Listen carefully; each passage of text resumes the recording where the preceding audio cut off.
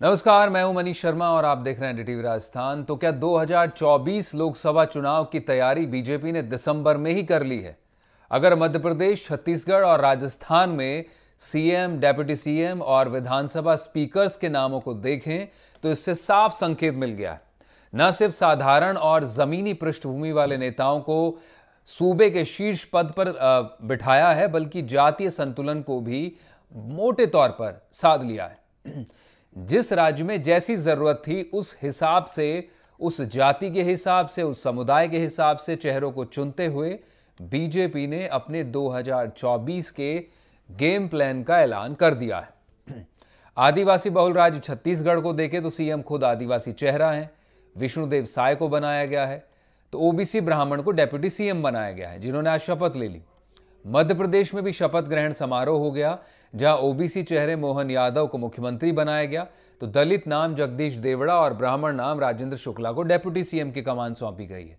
वहीं 9 दिनों तक चले सियासी सस्पेंस के बाद राजस्थान में आखिरकार ब्राह्मण चेहरे के तौर पर भजनलाल शर्मा को सीएम पद सौंपा गया है, तो राजपूत चेहरे के तौर पर दिया कुमारी और दलित तबके से ताल्लुक रखने वाले प्रेमचंद बैरवा डेप्यूटी सीएम होंगे। वहीं सिंधी समुदाय के वासुदेव देवनानी विधानसभा स्पीकर की कमान संभालेंगे। तो कुल मिलाकर पार्टी के लिए लगातार काम कर रहे चेहरों को काफी हद तक साधारण पृष्ठभूमि से आने वाले और जातीय समीकरण, यहां पे गौर करने वाली बात यह है कि साधारण पृष्ठभूमि प्लस जातीय समीकरण पूरे करने वाले नेताओं को बीजेपी ने, या यूं कहें कि प्रधानमंत्री मोदी, अमित शाह और नड्डा ने कुर्सियां सौंपी हैं, ताकि 2024 की जो लोकसभा की लड़ाई है, जो बीजेपी बार बार हैट्रिक की बात कर रही है, और प्रधानमंत्री मोदी ने भी खुद कहा कि तीनों राज्यों में हैट्रिक 2024 से पहले हैट्रिक लग गई है, तो 2024 की उस हैट्रिक को अभी से आसान कर लिया है बीजेपी ने क्या?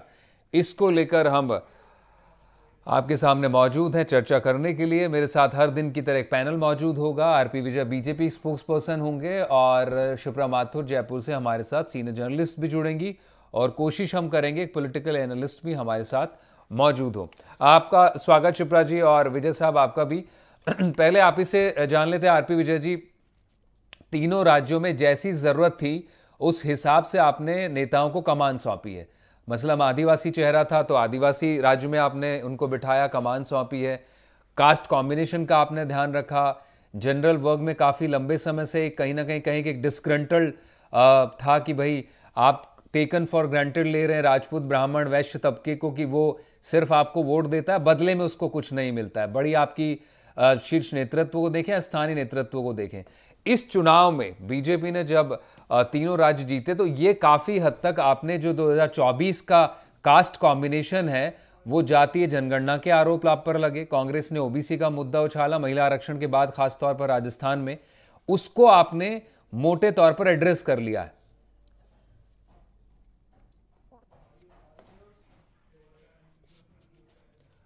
अब विजय जी आप अपना ऑडियो अनम्यूट कर लीजिएगा। सर्वप्रथम तो सभी एनडीटीवी के दर्शकों को मेरा नमस्कार और अभिवादन जी। मैं ये कहना चाहता हूँ, जैसे आपने बोला कि तीनों स्टेट के अंदर इन्होंने अपने हिसाब से जो भी जहां जरूरत थी उस हिसाब से सीएम और डिप्टी सीएम बनाए हैं। तो ये एक्चुअली ये ऐसा है कि जो एक कास्ट सेंसस की बात चल रही थी जी, कास्ट सेंसस की बात चल रही है, तो हमारे यहाँ तो कोई कास्ट सेंसस को हमने कहा था कि 4 ही जाति है। प्रधानमंत्री जी ने बोला था गरीब है, किसान है, युवा है, महिला है, ये हमारी 4 जातियां हैं। तो हमने उसी के बेस पे ये काम किया है। जहां जहां जरूरत थी, जैसे अगर छत्तीसगढ़ में आदिवासी है तो पहले भी छत्तीसगढ़ में आदिवासी रह चुके हैं, ऐसा नहीं है कि, बट आदिवासी को इसलिए लिया कि उस स्टेट का किस तरीके से डेवलपमेंट वो लोग ध्यान रख करके कर सकते हैं। मध्य प्रदेश के अंदर है, उनमें ऑलरेडी हमारे यहाँ पे ओबीसी थे, फिर ओबीसी लेके आए हैं, क्योंकि ओबीसी वहां पे कास्ट ज्यादा है, या वहां पे जो उसके जो है कास्ट की मैं बात नहीं कर रहा, बट ओबीसी जो वर्ग है वो वहां ज्यादा है। राजस्थान के अंदर एक जनरल कास्ट ज्यादा है, और जनरल कास्ट के अंदर ये देखा गया है कि बेसिकली क्या है कि ब्राह्मण चेहरा जो है वो काफी साल बाद में, मेरे हिसाब से जहां तक मैं मानता हूँ 30, 32, 33 साल बाद में है। हरिदेव जोशी के बाद, जी हरिदेव जोशी जी के बाद में पहली बार ये आया है। तो ये एक उस हिसाब से सोची समझी रणनीति के हिसाब से है कि 2024 का चुनाव हमारे सामने है, किस तरीके से सर्व समाज को लेकर के, सर्व ही वर्गों को साथ में लेकर के हम चले, ताकि हम 2024 का जो हमारा लक्ष्य है वो प्राप्त कर सके। नहीं, लेकिन ये आरपी विजय जी, अब आपने जो जवाब दिया बड़ा कॉन्ट्रडिक्टरी है। प्राइम मिनिस्टर आप एक तरफ बोलते हैं गरीब सबसे बड़ी जाति है, जब कांग्रेस आरोप लगाती है आप पर जातिगत कास्ट सेंसस को लेकर जो बिहार में हुआ और वो इन तीनों राज्यों के चुनाव से पहले हुआ, ओबीसी के मुद्दे को लेकर कांग्रेस ने काफी घेरा, तो ये आप प्रेशर में तो थे इस चीज को लेकर। और ये चीज मैंने आपको बताया कि वर्ग, देखो जाति और वर्ग में अलग अंतर होता है जी। आज अपने आपको पता है कि जाति और वर्ग में अंतर होता है। आज गरीब की जाति क्या होती है, आज दलित है, ओबीसी है, ये सारे क्या है, बेसिकली क्या है कि ये समाज के पिछड़े वर्गों में से आते जी। तो ये इनका ध्यान रखा गया। आदिवासी लोग हैं उनका ध्यान रखा गया है। यहाँ जनरल कास्ट ज्यादा है तो जनरल कास्ट का ध्यान रखा गया है। मतलब कहने का यहाँ पे कोई जाति नहीं कर रही है हमने किसी भी तरीके की, बट उन वर्गों में से लिया गया। वो आप इस बात को मानो कि वर्ग है, ये जाति नहीं है। जाति तो हमारे प्रधानमंत्री जी ने पहले कह दिया कि 4 जातियां हैं और उन्हीं को हम मान करके आगे काम करना चाहते हैं। आज सबसे ज्यादा युवा परेशान हो रहे हैं। हमारे राजस्थान में तो आपको पता है कि यहाँ पे 70 लाख युवाओं का भविष्य खतरे में था। 19 बार पेपर लीक हुए हैं। महिलाओं के आपको पता है उत्पीड़न के more than 2 lakh cases FIR दर्ज हुई है और कितने केसेज में यहाँ पे एफआईआर दर्ज मतलब हर महीने में होती थी, 17, 18, 19 की। तो यहाँ तो जो चीजें तकलीफें थी उन्हीं किसानों में बहुत ज्यादा तकलीफ थी जी। किसानों का जो है ना 19,500 किसानों की जमीन नीलामी हो गई थी।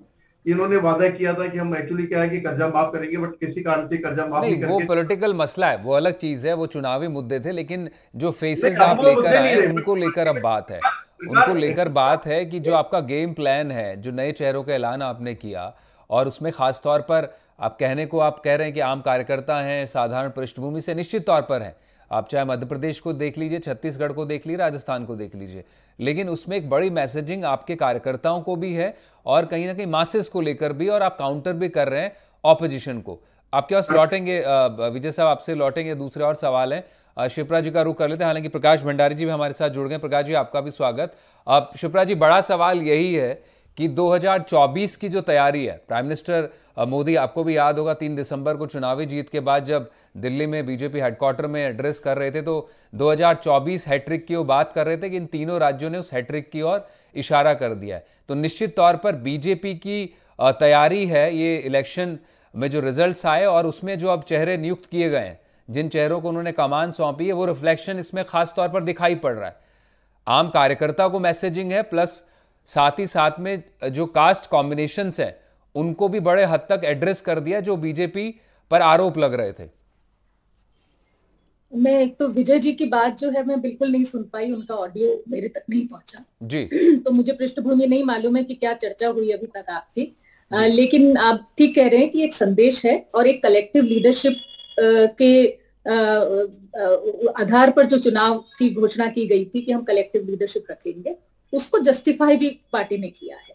और कलेक्टिव लीडरशिप को इस मायने में इस एक्सपेरिमेंट से एस्टेब्लिश करने की कोशिश की है कि 1 सीएम और 2 डेप्यूटी सीएम, यानी एक टीम के रूप में एक नई प्रक्रिया के तहत पूरी टीम काम करेगी। और लोकसभा देखिए बहुत अहम चुनाव है, क्योंकि नए वोटर और महिला वोटर और मध्यम वर्ग और ट्राइबल कम्युनिटी, बहुत ऐसा डाइवर्स वर्ग है जिसको सबको साधना जो है वो बहुत जरूरी है और अलग अलग स्टेट की अलग अलग डायनेमिक्स है।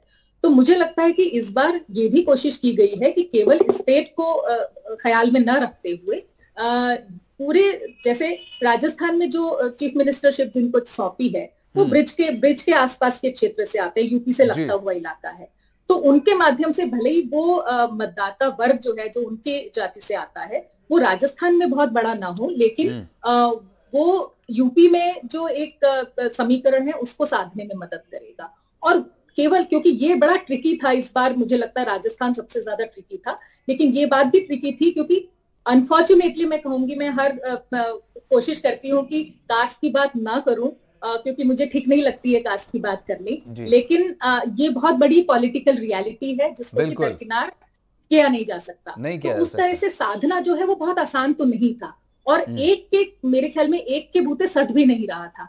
तो ये कॉम्बिनेशन हर तरह से फिट हुआ कि जो अभी जो ग्रोइंग अंडरस्टैंडिंग है, भले नया वोटर शायद उससे राब्ता ना रखता हो, लेकिन अभी भी कास्ट के समीकरण पर चुनाव लड़े जाते हैं, जीते जाते हैं। तो वो कॉम्बिनेशन जो है वो बिना 2-3 लोगों की मदद के वो सद भी नहीं रहा था। तो वो एक जस्टिफिकेशन शायद हो सकता है कि ये जो प्रयोग किया है कॉम्बिनेशन बनाने का, वो जो होलिस्टिक तौर पर, और देखिए तीनों मतलब बॉर्डरिंग स्टेट को भी ख्याल में रखते हुए कि बिहार भी साधना है, यूपी भी साधना है, तो उधर छत्तीसगढ़ के सीएम से मध्य प्रदेश की आबादी भी साधनी है, क्योंकि ट्राइबल भले ही पॉपुलेशन वाइज मध्य प्रदेश में केवल महज 21% हो, लेकिन इन टर्म्स ऑफ नंबर्स जो है वो छत्तीसगढ़ के मुकाबले ट्राइबल्स जो है वो वहां ज्यादा है। तो इस तरह के कॉम्बिनेशन को बिठाना मुझे लगता है कि ट्रिकी तो रहा ही होगा, लेकिन एक इंटेलिजेंस भी, एक पॉलिटिकल इंटेलिजेंस भी नजर आती है इस पूरी। बिल्कुल, वो इंटेलिजेंस रखना लाजमी है किसी भी पार्टी, और रियलिटी है। हम कास्ट, हम खूब मीडिया में अक्सर बात करते हैं, जाति पर बात नहीं हो, लेकिन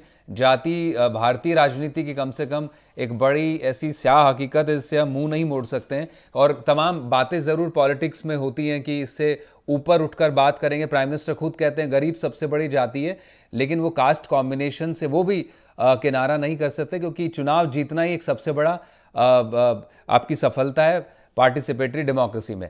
प्रकाश जी, आपका रुख कर लेते हैं। जो बात हो रही है मोटे तौर पर वो यही है कि 2024 की लड़ाई, सियासी लड़ाई जो होनी है लोकसभा चुनाव के लिए, जो फाइनल, उस सेमीफाइनल कहा गया है लोकसभा चुनाव का, 5 राज्यों में, 3 राज्यों में बड़ा स्टेक था बीजेपी का, और तीनों ही राज्य बीजेपी के पास खाते में आ गए। तो ना सिर्फ एक कॉमनर जो कार्यकर्ता को मैसेजिंग है कि उन चेहरों को, आपके और आमजन के चुनाव, जो चेहरे चुनाव करवाते हैं, जो चेहरे बीजेपी बार बार कहती है, चाय पिलाने वाले, दरी पट्टी उठाने वाले, भजन लाल शर्मा जैसे, विष्णुदेव साय जैसे, या फिर मोहन यादव जैसे, उन चेहरों को बिठाया गया है। ज़मीन से जुड़े हुए नेताओं को शीर्ष पदों पर बिठाया। एक मैसेजिंग साफ तौर पर यह है कि 2024 का जब चुनाव लड़े पार्टी, तो कार्यकर्ता कमल ही सबसे बड़ा चेहरा और एकजुट होकर लड़े, और किसी भी कार्यकर्ता की किस्मत खुल सकती है लगातार वो अगर मेहनत करता रहे तो। और साथ ही साथ एक कास्ट कॉम्बिनेशन जो एक इंडिया अलायंस बना उसको लेकर, क्योंकि वहाँ बड़ा जातिगत आधार पर वो कॉम्बिनेशन था उस अलायंस में, उसको भी कहीं ना कहीं एक मेजर उसमें ब्रेक थ्रू हासिल करने की बीजेपी के कवायद इस चुनाव के बाद दिखी है। देखिए, मैं ये कह सकते हम कि कोई भी राजनीतिक पार्टी हो, वो भारत के मतलब भारत को स्वतंत्र हुए 75 वर्ष हो गए। पहले 2 ही जातियों को आरक्षण मिला था, एक शेड्यूल कास्ट और एक शेड्यूल ट्राइब, और अब ये स्थिति के मंडल के बाद जो है कई वर्गीकरण हो गए, और वर्गीकरण के साथ देश का बंटवारा भी हो गया, जाति बिल्कुल जातियों में बंट गया है। कोई भी राजनीतिक पार्टी ऐसे, मतलब देखिए आप, एक तो है एससी और एसटी, इन सीटों को छोड़ करके आप कहीं भी जो उम्मीदवार उतारते हैं उसमें ये देखा जाता है कि ये गुर्जर है, जाट है, यादव है, या किसी ओबीसी की और किसी के वर्ग से आता है, ये देखा जाता है। और आप टिक नहीं सकते, मतलब थोड़ी बात है, हमारी व्यवस्था ऐसी हो गई है कि हम टिक नहीं पाते। मैं एक छोटा सा आपको उदाहरण देना चाहता हूँ। आप मुझे बताइए कि दक्षिण राजस्थान में वागड़ है और उदयपुर का क्षेत्र है, वहां पर वागड़ क्षेत्र में 3 जिले, बांसवाड़ा, डूंगरपुर और प्रतापगढ़, वहां पर एक भी सामान्य सीटें नहीं, एक भी सामान्य सीट नहीं है। 14 सीट हैं, 14 सीट विधानसभा की है, सारी सीटें वहां। ये वही क्षेत्र है जहां से वो आए थे, क्या हृदय जोशी आए थे, और महाराष्ट्र भी अपोजिशन के लीडर हुए थे, और हृदय जोशी जो है वो मुख्यमंत्री हुए। आप मुझे बताइए कि वहां के लोगों का सामान्य जाति को जो संबद्ध है, उनका क्या कसूर है कि वो कभी भी अपने क्षेत्र से उम्मीदवार नहीं बन सकते? उनके लिए क्या रास्ता निकाला? डिलिमिटेशन के बाद आपने उनको ऐसा कर दिया, वो अछूतों की श्रृंखला में आ गए, और जो आदिवासी है वो उच्च जाति की जैसे हो गए, और जबकि अन्य जातियां जो है वो वाकई, मतलब जो आदिवासी पिछड़े हुए थे वो अब नए चोले के अंदर सामान्य जातियां आ गई।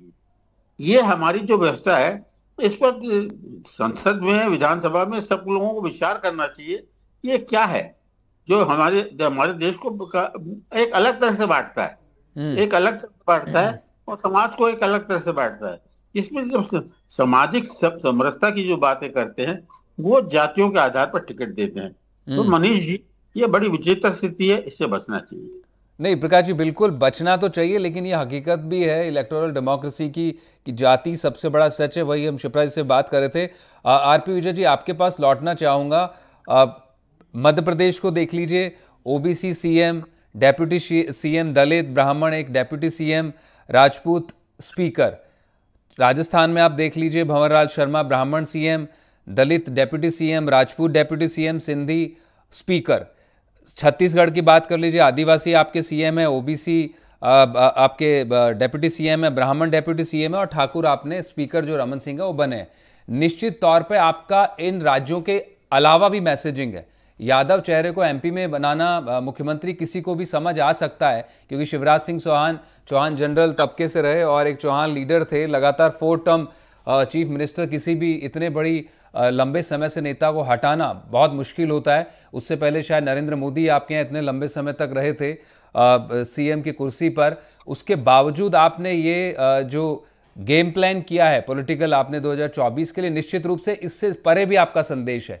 यादव तबके को बिहार में आप संदेश दे रहे हैं, ठाकुर को आप यूपी में दे रहे हैं, ब्राह्मण आप निश्चित तौर पर ब्राह्मण और राजपूत काफ़ी अरसे से, अगर मुझे याद है वो SC ST का एक्ट जो सुप्रीम कोर्ट ने तलखी दिखाई और संसद में आपने पलटा। जी, जितने राज्य हैं उतनी जात है, उतनी जातियां हैं, बिल्कुल वही तो उसी कॉम्बिनेशन के तहत बीजेपी का नया फॉर्मूला है। बिल्कुल वही है, वही कास्ट कॉम्बिनेशन की, एक सीएम 2 डेप्यूटी सीएम, और जबकि मल्टी डायमेंशनल इस तरह से मल्टीपोलर पावर सेंटर में आप बिलीव भी नहीं करती है बीजेपी। वैसे देखा जाए तो प्रकाश जी एक सेंट्रलाइज लीडरशिप में बिलीव करती है, लेकिन पिछले कुछ समय से जो यूपी से शुरू हुआ, एक सीएम और 2 डेप्यूटी सीएम, निश्चित रूप से वो कास्ट कॉम्बिनेशन के लिए। विजय साहब, भाजपा के जात दिखाने के और खाने के और। जी विजय जी, प्रकाश जी कह रहे हैं कि आपके दांत खाने के और दिखाने के और। दांत होते हैं और दिखाने के अलग होते हैं, खाने के अलग होते हैं। जी, विपक्ष पार्टियां करती है, हमारे जो कांग्रेसी वो करते हैं। जब वो सत्ता में 60 साल रहे, जब तक उनको कोई जाति की गणना याद नहीं आई, और जब उनको लगा कि सुविधा की राजनीति के सबको आप उसका विरोध क्यों कर रहे हैं? जातिगत करो कि नहीं? उन्होंने तो प्रकाश जी साथ लिया है, उन्होंने तो हकीकत में उसको साथ लिया है, बिना जातिगत जनगणना कराए एक बड़ी मैसेजिंग दे दी थी सभी जातियों को। नहीं, मेरा कहने का अर्थ है उनको करना ही था ना। आप ये बताइए, आपको परहेज क्यों है? आप 2011 के परहेज क्यों है? दूसरी इकोनॉमिक सेंसस करवाई थी, उसको भी उन्होंने बाहर नहीं लेके आए। वो भी अरुण जेटली जी 2014 के बाद में लेके आए थे। नीतीश कुमार ने जो सेंसस कराया जानते थे, उसमें स्टार्टलिंग फैक्ट्स आए हैं, चौंकाने वाले आंकड़े आए हैं। वो आपको सूट नहीं करता। भारतीय जनता पार्टी जो कहती है वो करती है, दिखावे में विश्वास नहीं करती है, जो कहती है वो कर देती है। और मैं आज क्या मैसेज, एक जनरल आदमी को हमारे मिला है, सब जगह है, एक जनरल आदमी को ये आपको पुट्टी में मिलाया जाता है। एक मिनट सुनो, नहीं ऐसा कुछ भी नहीं है। आज जहां एमपी की बात कर रहा हूँ, छत्तीसगढ़ की बात कर रहा हूँ, राजस्थान की बात कर रहा हूँ, आप एक बात सुने। सबसे पहली बात तो यह है कि भारतीय जनता पार्टी विश्व की सबसे बड़ी पॉलिटिकल पार्टी है। दूसरी चीज, उसमें 18 करोड़ से ज्यादा आदमी मेंबर हमारे जुड़े हुए हैं। वो ये तो कई बार बोल चुके हैं। उसके पीछे रीजन क्या है मैं आपको बता देता हूँ। उसके पीछे कि जो हम तो सेंसस की बात कर रहे थे, जाति सेंसस की। मैं सुनो मेरी बात, बल पे आगे ये बीच में कमेंट की बजाय अपन एक बार सुन ले, उसके बाद जी आरपी विजय जी आप रखिए, प्रकाश जी लौटेंगे आपके पास एक बार निश्चित रूप से। वो आज की तारीख में जो हमारे बिल्कुल जमीन से उठे हुए आदमी को मुख्यमंत्री या डिप्टी चीफ मिनिस्टर बनाते हैं, तो आज इसी की वजह से हमारे यहाँ कार्यकर्ताओं की कोई कमी नहीं है। आदमी अपने आप जुड़ता है, उनको पता है कि यही एक ऐसी पार्टी है जहां पे जाकर के अगर एक छोटे से आदमी को भी जो एक्चुअली कार्य करता है उसको किसी भी स्टेज पे पहुंच सकता है वो आदमी। आज भजनलाल जी को आप देखो ना, इसके अलावा किसी को आप प्रेमचंद जी बेरोआ को देखो ना, दिया कुमारी जी को देखो ना, इनको कहाँ पे अभी कोई ज्यादा एक्सपीरियंस थोड़ी हुआ है। बट आज की भजनलाल जी को तो आज 34 साल हो गए, दिया कुमारी जी को भी आज ना करते भी 15 साल, मतलब ये 10-12 साल हो गए। हाँ 10 साल हो गए जी। पिछली बार विधायक बने, एक बार पिछली बार वो हार गए थे, तो एक्चुअली पॉलिटिक्स का तो है। बट आज की तारीख में जो जिस स्टेज पे थे उस स्टेज से इस स्टेज पे हम लेके आए हैं, तो उसके पीछे क्या है कि आम कार्यकर्ता के अंदर ये जा रहा मैसेज कि इस एक ही पार्टी है जहां पे जाकर के आदमी अपना छोटा से भी बड़ा बन सकता है। आज मुख्यमंत्री भी बन सकता है, राष्ट्र गवर्नर भी बन सकता है, राष्ट्रपति भी बन सकता है। आप देखो ना, हमारे जितने भी राष्ट्रपति 2 आदमी आए हैं अभी, चाहे रामनाथ कोविंद को ले लो, चाहे द्रौपदी मुर्मू को ले लो, ये जनरल आदमी से उठा करके इनको लेके आए हैं। तो ये भारतीय जनता पार्टी ही कर सकती है। नहीं, वो बिल्कुल सच बात है आरपी जी, लेकिन उसमें पॉलिटिकल टाइमिंग का बड़ा ध्यान रखती है आपकी पार्टी। इसमें कोई गुरेज नहीं है कहने में आपको, क्योंकि 2024 का चुनाव है, उससे पहले चाहे आप कोविड की बात कर रहे हैं या फिर द्रौपदी मुर्मू की, या फिर तीनों राज्यों में सीएम चेहरे को बनाने को डेप्यूटी, आपकी पॉलिटिकल टाइमिंग को ध्यान में रखकर आप काफी जोर देते हैं। हालांकि प्रकाश जी का सवाल वो काफी मौजूद है कि आप जब इतना कास्ट कॉम्बिनेशन को ध्यान में रख रहे हैं तो जातिगत जनगणना से क्यों डरते हैं? ये बड़ा सवाल आप पर है। पूछ लीजिए इनसे। आप दलित को शामिल कर रहे हैं, आप ब्राह्मण को तवज्जो दे रहे हैं, आप राजपूत चेहरे को तवज्जो दे रहे हैं, ओबीसी को दे रहे हैं, आदिवासी को दे रहे हैं, तो कास्ट सेंसस राजस्थान में तो अनाउंस कर दिया था अशोक गहलोत ने, सरकार लौटेगी कास्ट सेंसस कराएंगे। ये जो 4 जातियां हमारे प्रधानमंत्री जी ने बताया, उसमें सारी जातियां शामिल है, सारी ही जातियां शामिल है जी। नहीं, लेकिन इनको इतना ही था, इनको इतना ही, इनकी 33 क्षेत्र है उनके, तो 60 साल तक क्यों नहीं किया इन्होंने? 31 के बाद में तो कोई जनगणना हुई नहीं मेरे हिसाब से, 36 से 31 के बाद में। पर अब तो होने लगी, बिहार में तो हो ही गई है, उसमें काफी आप प्रेशर में थे। ओबीसी को लेकर के तो ब्यूरोक्रेसी की लिस्ट गिनाने लग गए थे राहुल गांधी की, कितने अफसर कौन से फला तबके से हैं। ठीक है, समय थोड़ा कम है, मैं शिप्रा जी का भी रुख कर लेता हूँ। और शिप्रा जी बड़ी इंटेलिजेंट इलेक्शनरिंग करते हैं बीजेपी के आला कमान, उसकी एक बड़ी झलक है वो इस 3 चुनाव के बाद भी देखने को मिली। ना सिर्फ उन्होंने जो डायनेस्टी पॉलिटिक्स थी, जो परिवारवाद था खास तौर पे, उसको उन्होंने काउंटर किया, उसको उन्होंने घेरने की कोशिश की इंडिया अलायंस को इस चुनाव के बाद तीनों राज्यों के लिए। करप्शन की जो एक इमेज दूसरे नेताओं पर, खुद बीजेपी के कुछ नेताओं पर आरोप लगे, वसुंधरा राजे को लेकर खुद जो डेप्यूटी सीएम थे, पूर्व डेप्यूटी सीएम सचिन पायलट निकल गए थे अपनी सरकार के खिलाफ, और कहीं कहा जाने लगा था गहलोत और वसुंधरा की तो दोस्ती है। तो इसको भी काफ़ी हद तक बीजेपी ने एड्रेस करने की कवायद की है, जो तीनों राज्यों में बड़े चेहरे लेकर आई कि एकदम नए फ्रेश चेहरे हैं, बहुत ज़्यादा पॉलिटिकल पुराना बैकग्राउंड नहीं है ताकि वो ओपिनियन भी नहीं है, एकदम फ्रेश फेस, और 2024 के लिए निश्चित तौर पर एक बड़ी मैसेजिंग। बिल्कुल आप ठीक कह रहे हैं, और ये प्रयोग जो है वो सबको बहुत खुले तौर पर दिख रहा है कि ये प्रयोग करने की जो कोशिश है। और वो जो देखिए, एक खासियत तो मैं किसी पार्टी का पक्ष न लेते हुए ये कहना चाहती हूँ कि कांग्रेस को बहुत मजबूती से आना चाहिए था, क्योंकि वो लोकतांत्रिक मायने में बहुत जरूरी है कि हमारे सामने विपक्ष भी बहुत मजबूत रहे। लेकिन जो मजबूत फैसलों के लिए जो जनता देखना चाहती है कि आप मजबूत फैसले, चाहे संसद की बात हो चाहे राज्यों की बात हो। और देखिए राजस्थान में भी एक आप देखिए कि चुनाव से पहले, चुनाव के दौरान, चुनाव के बाद जिस तरह की चर्चाएं चली, और ये रहा कि वसुंधरा जी को दरकिनार करना, उन्हें पद न दिए जाना, ये बहुत ट्रिकी हो सकता है। लेकिन ये फैसला किस तरह से किया गया, जिस तरह से उनको आगे सामने लाकर भी दरकिनार भी ना किया जाए, उनको ऐसा भी ना लगे कि बिल्कुल ही उन्हें शामिल नहीं किया इस प्रक्रिया में, ये सब करते हुए अपनी बात सामने रखना और जनता के मानस को समझना, मुझे लगता है ये पॉलिटिकल इंटेलिजेंस इस बात को लेकर है कि जनता क्या चाह रही है। तो जनता की चाहत में भी अब ये बात थी, क्योंकि नए वोटर्स की तादाद बहुत बड़ी है, विमेन वोटर्स की तादाद बहुत बड़ी है, तो वो जो एक बड़ा तबका है जिसकी की एस्पिरेशन को समझना, उसका आकलन करना। आप देखिए एग्जिट पोल भी आकलन नहीं कर पाए इस पूरे तबके, निश्चित रूप से। और इस तबके के आकलन को अगर पार्टी या संगठन समझ पा रही है और उसके मुताबिक अपनी स्ट्रैटेजी बना पा रही है, तो ये तो सीखने की बात है। चाहे कांग्रेस पार्टी के लिए भी मुझे लगता है कि एक सीखने का निश्चित रूप से, और अगर कांग्रेस इससे सबक लेती तो वाकई एक स्ट्रांग ऑपोजिशन होता, जो एस्पिरेशन है युवाओं की और समाज के हिसाब से, जाति को नहीं भूल सकते, उनकी जरूरतों के हिसाब से भी। जब थी मनीष जी न्यू लीडरशिप की बात थी, वहां कांग्रेस से भी अपेक्षा की जा रही थी कि जब पायलट की लीडरशिप में चुनाव लड़ेगा, उनकी बड़ी फैन फॉलोइंग है, वो जिता के लाए, तो वो पूरे 5 साल उनको दरकिनार करके रखना, कि कैसे आप समझ नहीं पा रहे हैं कि नए वोटर कैसे रिएक्ट करेगा, आपको अंदाजा नहीं है कि 5 साल बाद चुनाव फेस करना है आपको, और हर हार के बाद अंदाजा लगाती रह जाती कांग्रेस, और फिर मंथर होता है, कुछ निकलता नहीं। बहुत बहुत शुक्रिया शिप्रा जी आपका, प्रकाश जी और आरपी विजय जी बहुत बहुत शुक्रिया आपका। तो मेरे साथ फिलहाल बस इतना ही, बाकी तमाम खबरों के लिए आप बने रहें NDTV राजस्थान के साथ। नमस्कार।